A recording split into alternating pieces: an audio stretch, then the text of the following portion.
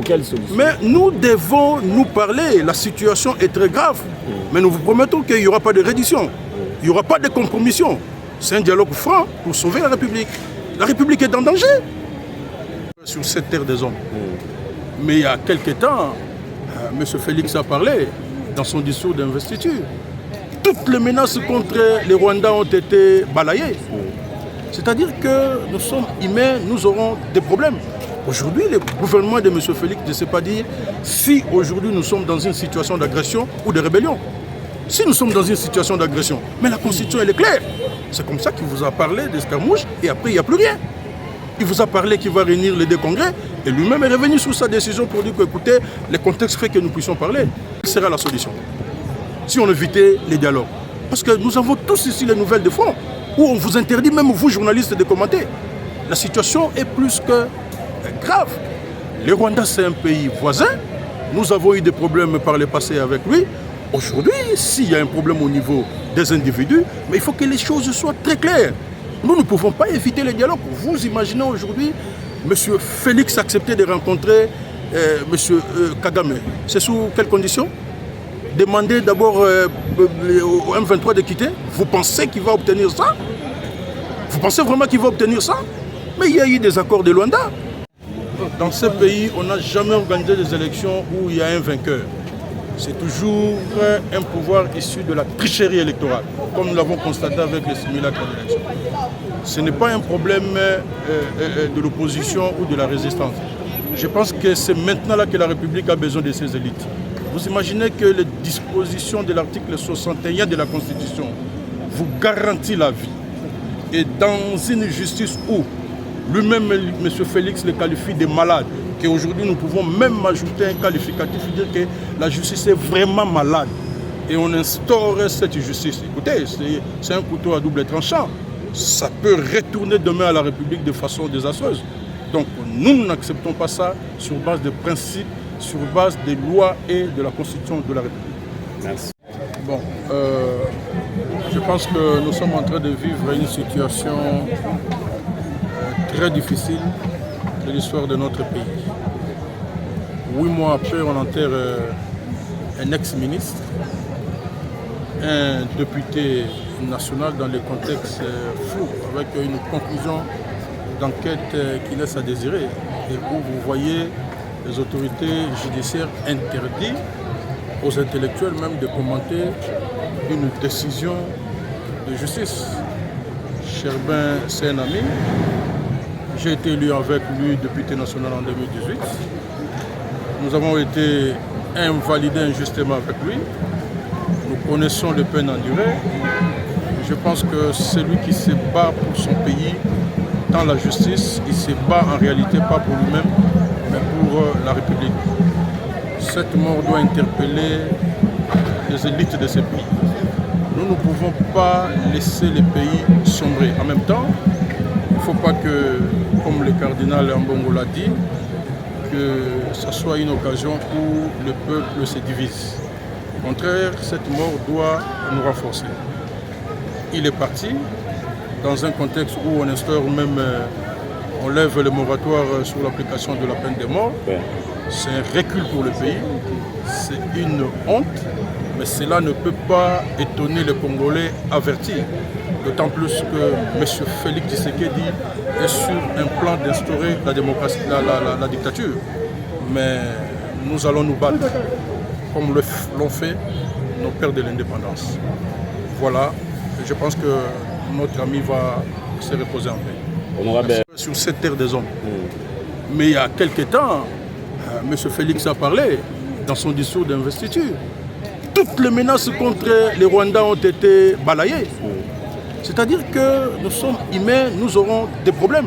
Aujourd'hui, le gouvernement de M. Félix ne sait pas dire si aujourd'hui nous sommes dans une situation d'agression ou de rébellion. Si nous sommes dans une situation d'agression, mais la Constitution elle est claire. C'est comme ça qu'il vous a parlé d'escarmouche et après il n'y a plus rien. Il vous a parlé qu'il va réunir les deux congrès et lui-même est revenu sur sa décision pour dire que, écoutez, les contextes fait que nous puissions parler. Nous devons chercher par tous les moyens comment imposer la paix, en corrigeant bien sûr les erreurs du passé. Si les gens évitent les dialogues aujourd'hui avec la classe politique, quelle sera la solution? Si on évitait les dialogues. Parce que nous avons tous ici les nouvelles de fond, où on vous interdit, même vous journalistes, de commenter. La situation est plus que grave. Le Rwanda, c'est un pays voisin. Nous avons eu des problèmes par le passé avec lui. Aujourd'hui, s'il y a un problème au niveau des individus, mais il faut que les choses soient très claires. Nous ne pouvons pas éviter les dialogues. Vous imaginez aujourd'hui, M. Félix accepter de rencontrer M. Kagame. C'est sous quelles conditions? Demander d'abord au M23 de quitter. Vous pensez qu'il va obtenir ça? Vous pensez vraiment qu'il va obtenir ça? Mais il y a eu des accords de Luanda. Qu'est-ce qui a résulté de ces accords-là? Si ce n'est d'interdire à nos vaillants combattants de ne pas combattre. Non, je pense qu'il est plus que temps. Ils ont dépensé de l'argent partout, même pour l'anniversaire du combat allié Foreman. On sort l'argent du trésor public. En attendant, on ne sait pas payer les médecins, on ne sait pas payer les enseignants, on ne sait pas... non, mais est-ce que nous pouvons trouver ça normal? Nous sommes dans quel état? Aujourd'hui, M. Félix s'est rencontré avec M. Katumbi, ça va coûter combien au trésor public? Même pas un franc. M. Félix s'est rencontré M. Fayoulou, M. Mukwege ou tous les leaders politiques que nous avons. Vous pensez qu'il ne peut pas réfléchir pour la République? C'est-à-dire que pour la paix? Fayoulou est décidé, vous êtes partant pour le dialogue. Et pour quelle solution? Mais nous devons nous parler. La situation est très grave. Mais nous vous promettons qu'il n'y aura pas de reddition. Il n'y aura pas de compromission. C'est un dialogue franc pour sauver la République. La République est en danger. Maître, il y a le rumeur sur la révision constitutionnelle. Est-ce que vous allez participer à ces travaux? Bon, généralement, je ne réponds pas trop aux rumeurs. Mais vous savez, nous connaissons, j'appelle ça en politique les ballons d'essai. Qui vivra verra. Merci. Merci. Il y a Ndeko Chéribin et Pessi Baïke Passi. Ils allaient là au Moko Yokisi même Mboka Sony. 8 mois après, Baliko Kundamoto alaki député national, un ancien ministre. Na Lolenge Moko ezali que Lolengo Akufeli Epesi Mawape Passi. Ndenge tata episkopo alobi, moto azali na libota, moto ali na bana, awisi kobalisa mwana na ye, akotambola kisasa mombati ya ye amibeti minduki pe amikufi, amibomi. Donc, conclusion oyo lelo ba to bali kokamba justice balobi ke to lobela yango te e ali soni pona mboka. Tango tondimi démocratie pe to bundi pona yango pe to bundi na bato oyo lelo bazali na passerelle ya pouvoir. Je pense que biso banso toyebi le sens ya combat automenaki. Donc, ndekwatiki biso mais biso il faut to bunda. Na moment où bazali ko kunda ye ezali moment oyo balongoli mwangonga moke o bachaki ke bakoboma motote na bato oyo ba condamné à mort parce que la peine de mort existe mais en France to bengi yango moratoire. Ezali kozonga sima 20 ans na sima penza pona makambo etali ko batela bomoi ya bato.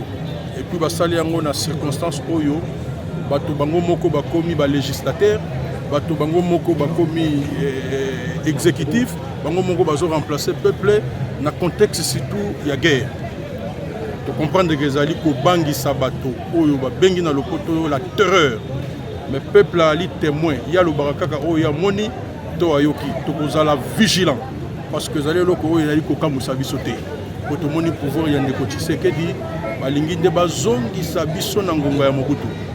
Certains étaient peut-être jeunes, mais nous avons vu ce qui s'est passé avec Mobutu. Mais le pôle Tobunda qui combat pour la démocratie na bango, to respecter biso nyonso mibeko ya démocratie, pe moto a ko bangisa moninga akolate peuple ndali mokonzi. Merci.